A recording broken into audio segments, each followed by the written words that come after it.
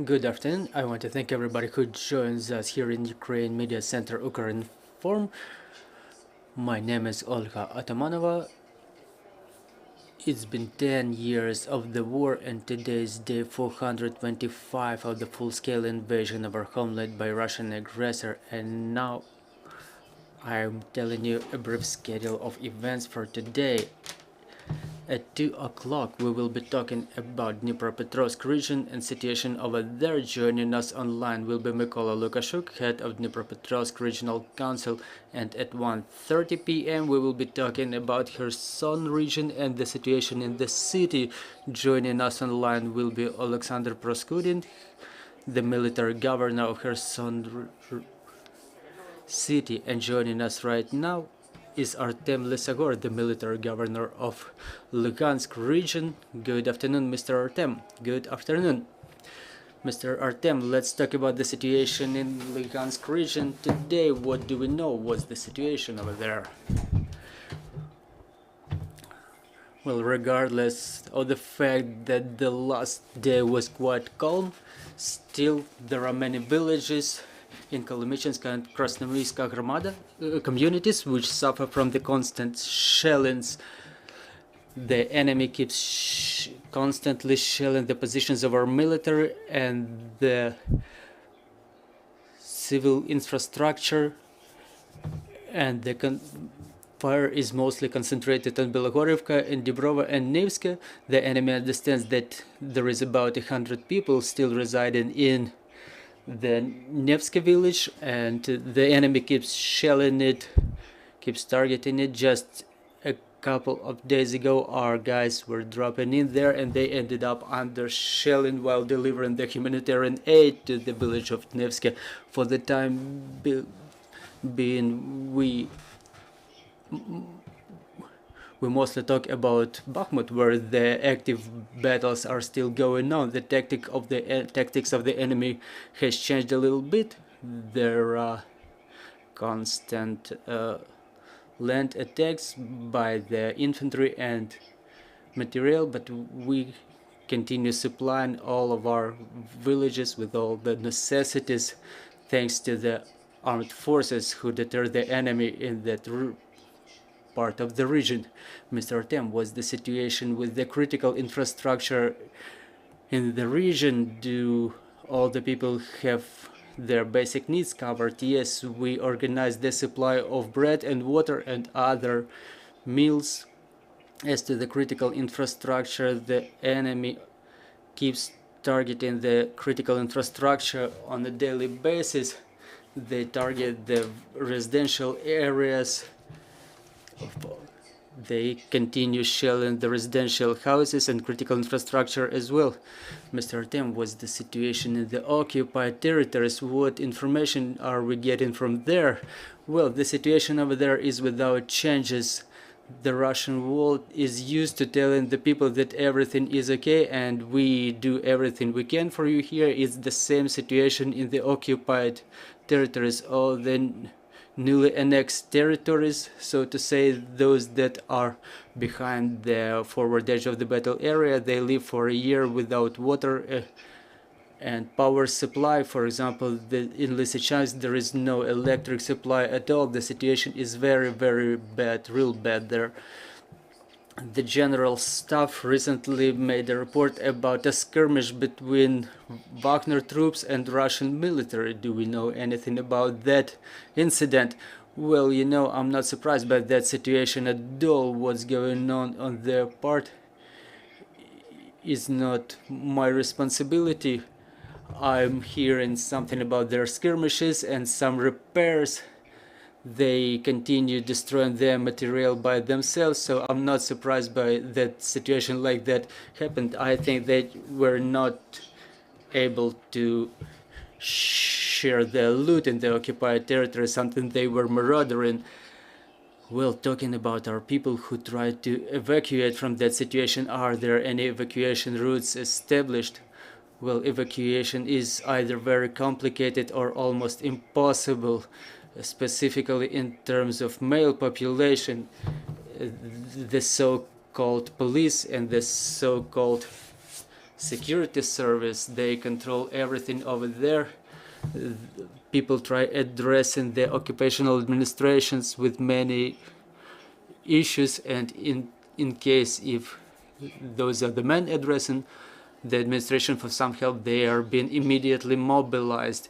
We know that in other occupied territories there is a practice when our people are being foisted, so to say, Russian passports. The forced passportization was the situation in Luhansk region with this forced passportization. Yes, it's the same. They try to forcibly issue passports and other documents to our citizens. They try to implement the Russian legislation in those territories, and God forbid they make it. I hope they won't make it before we liberate our territories and that so-called authority cannot get themselves fortified there. We have questions on the floor.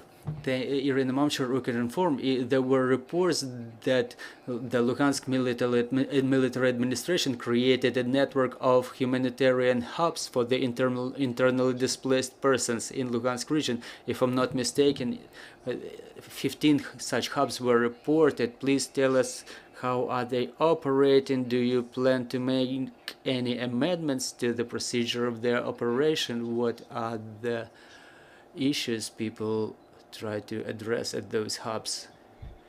Yes, the hubs are deployed almost all across the Luhansk region where we receive our internally displaced persons. There is distribution of meals.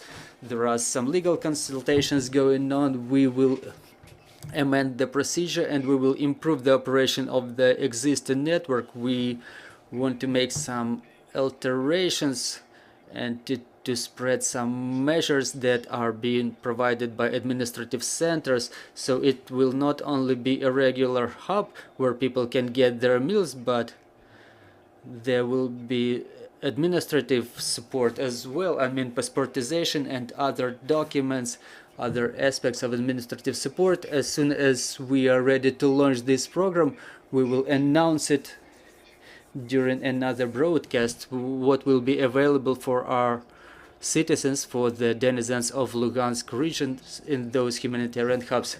Well, how long will it take? I mean, such preparation. Well, I hope it will be happening within the shortest terms possible. You know, there are certain periods for preparation.